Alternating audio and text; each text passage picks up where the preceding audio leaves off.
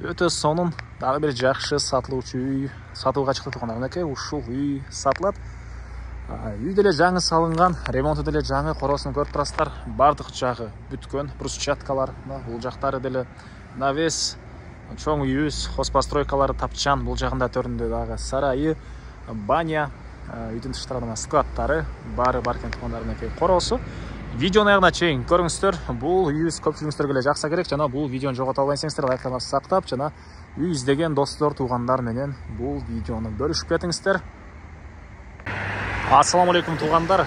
Эми сиздерге бул келүүчү үйдүн дарегин түшүндүрөйүн.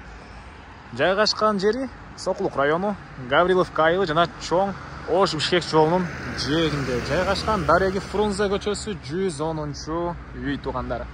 Гавриловка айылы сиздер Бишкек тараптан Сокулук тарайга киргенде биринчи эле айыл, Машина базардан кийинки эле айыл болуп калат туугандар. Машина базардан кийинки эле айыл. Андан кийин Шопоков шаары, андан кийин Сокулуктун центри туугандар. Так, эми үй жөнүндө маалыматты берип баштайын. Жалпысынан үйдүн жеринин аянты 18 соток экен туугандар. Фактически андан деле көрөп экен. И чыгыш чегара мына бул жерден башталат. Дарбаза. Бул жакта бийик забор. Участок тегеренте забор кылынган пескоблок менен. И батыш чегарасы мына бул жерге чейин. Көчө тараптан мынакей стяжка куюлган, ончу жасалган. Бул жактары мондай ёлкалар туугандар. И дагы жакшы жери мондай чоң жолдун жээгинде жайгашыптыр туугандар. Бул үйдө өтө сонун экен. Алган адамга ушундай тойлор өтүп туугандар. Жакшы үйлөрдүн бири болсун. Эми андан ары маалыматты берип баштайын туугандар. Көчө тараптан мынакей көрүп турганыңыздардай ушундай чоң дарбазасы. Природный газ бар экен. Природный газ бар, электр энергиясы бар, суусу бар, отопление, газовый жана көмүр менен жылыткан котел менен жылый. Мектеп 100 метр аралыкта мектеби. И садиктери. Бул жерде жакын жерде айыл өкмөтү, ФАП ушул сыяктуу керек эменин баары бар. И бир аз эле чыгышка жүрсөңүздөр, Машина базары деле жакын. Гавриловкадан Машина базарга чейин жөө деле барсаңыздар болот. Анча деле алыс эмес. Андан ары эми кирип сиздерге калган маалыматты берейин. Так. Мынакей бул киргенде ушундай чоң навес. Ылдый тарабы мондай стяжка еще мондай сары таштар менен жасалгантыр туугандар. Цемент, сары таш. И алды тарабы бул жагы брусчатка. Анан отоплениянын котелу мынакей бул жагында жайгашкан. Отоплениянын котелу бул жакта жайгашкан, газовый жана көмүр менен жылган котел. Үйдү жылытат. Азыркы учурда деле уже күздүн, бүгүн кыштын 1-күнү болуп калган, 1-ноябрь. Так, уже отопленияны бир аз жандырган учуру. Ал автоматический газ менен өзү жылыйт. Ал бул мынакей үйүбүз. Үйдүн узун турасы туугандар 14x14 болуп салынган, бышкан кирпичтен салынган үй экен. Тышкы тараптан базалит менен утеплять этилиптир. Анын тышкы тарабынан текстура чачылган мынакей. И терезелер мына түштүк тарабынан терезелер жана негизги кирүүчү эшиги бул жагында темирден болгон решеткалар орнотулуптур. Крышасын деле жакшы материал менен жапкан. И алды тараптары деле мынакей жакшы план менен жасалган. Анын ортосунда бактар, жашыл зонасы, тапчан. Бул жакта тапчан турган жер, анын капталдары деле бактары, гүлдөр мынакей туугандар. И летний кухня, аны азыр ички тарабында көргөзөм. Бул жакта бир склад, үйдүн тышкы тарабындагы жаткана, банясы. И бул дарбазадан чыксаңыздар, ал жакта дагы мондай корол. Бул жерде бир чоң сарайы бар. Жана бош жер. Аларды азыр видеонун жүрүшүндө бир чекеден көргөзөм туугандар. Сиздерге эми мен кирип үйдүн ички тарабын бир чекеден көргөзөйүн. Кошуналар менен чек деле мондай бийик забор менен тосулган туугандар. Так, документтери боюнча айтпаптырмын, Документтери боюнча айтсак, кызыл китеби бар, техпаспорту бар экен. Дагы эмне маалыматы? Окей. Үйдүн негизи кирүүчү эшиги мына ушул жерден орнотулган. Эми кирип сиздерге калган маалыматтарды бир чекеден берейин туугандар. Бул мынакей негизи кирүүчү эшиги. Ушундай эшик орнотулган туугандар. И андан ары кире бериш прихожкасы.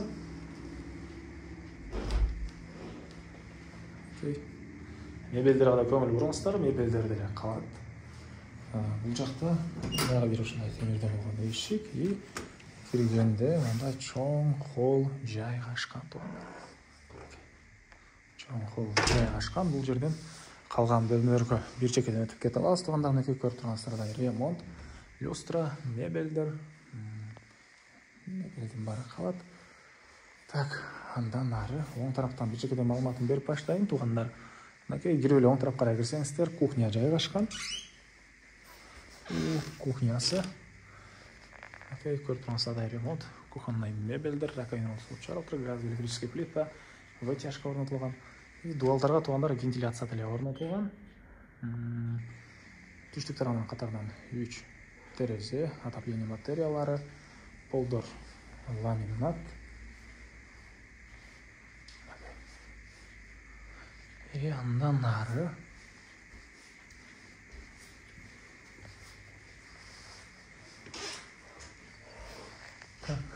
бул жакта санузел, ванна, душ, раковина суу чыгарылган. Бул бир спальня бөлмө. Бир спальня бөлмө туугандар. Мынакей түндүк тараптан терезе, көрүп тургансыздардай ремонт, мебелдер, полдор ламинат. И андан ары бул холло деле вентиляциялар орнотулуп тур мынакей туугандар. Бул жерде бир балдар бөлмөсү.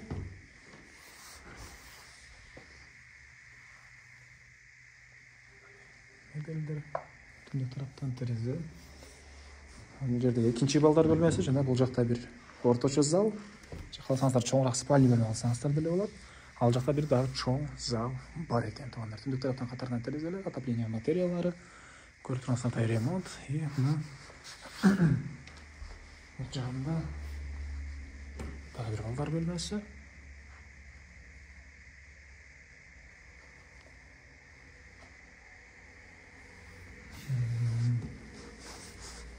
Дагы бир чоң мындай зал жайгашкан. Түштүк тараптан терезелери, мебелдер, чоң люстра туугандар. Ушундай. Эми короосун ачып калган маалыматты берейин. Мен кайрыле сатылуучу үйдүн короосундамын. Андан ары мынакей бул жакта тапчан деле калат экен, килемини кошо калтырам дейт үй ээси. Бул жагында мына гүлдөр. Өтө сонун жасалыптыр туугандар. Негизинен короосу дагы, үйдүн ички тараптагы ремонттору дагы мага жакты. Көрүшүлө деле көпчүлүгүнө жаккан болсо керек. Так, бул жактагы летний кухня. Мынакей летний кухнясы туугандар. Бул жакта да кухонный мебель, раковина суу чыгарылган. Түндүк тарабынан чоң терезеси, полу брусчатка жана бул жакта очоканасы, барбекю катарынан эки чоң казан жана очогу, и ортосунда мындай чакан очок менен ошол чакан казан орнотконго жай. Тышкы тарабы кафель менен жасалган, потологу пластик туугандар, бул вытяжка. И андан ары американский кинолордогудай эшиктен экен туугандар, эшиги деле. Так, андан ары сиздерге бул жакты көргөзөйүн.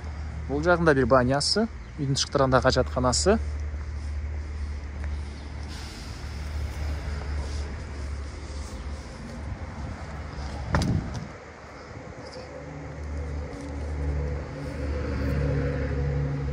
Банянын ички тарабы.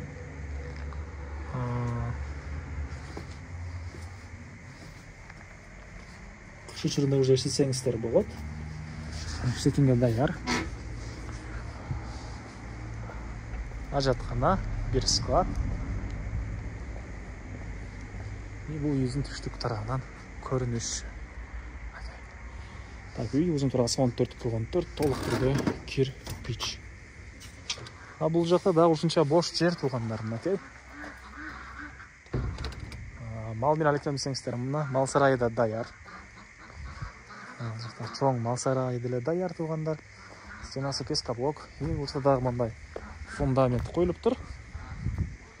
Бул жакта эле калсаңыздар, дагы мындайдан мал сарай кошуп койсоңуздар болот экен. Ал жак жана бул жак стенасы даяр экен.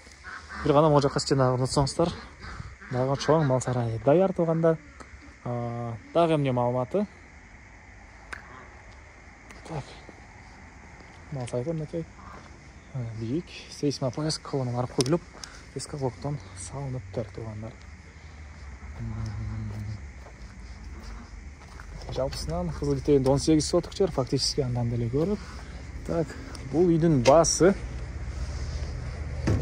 $120,000 сурап тур иелери туугандар. Анан дагы сүйлөшүү болот. Эсинин номерин экранга жана описанияга эсител деп калтырамыз. Муну кылып сүйлөшүп көрүңүздөр. Дагы сүйлөшүүлөр болот туугандар. Достор менен, группалар менен бул видеону сиздер бөлүшсөңүздөр, мага бул үй ээсине чоң жардам берген болосуздар. Ада эмес эместермен коштошом, кийинки чыгышка чейин саламатта калыңыздар.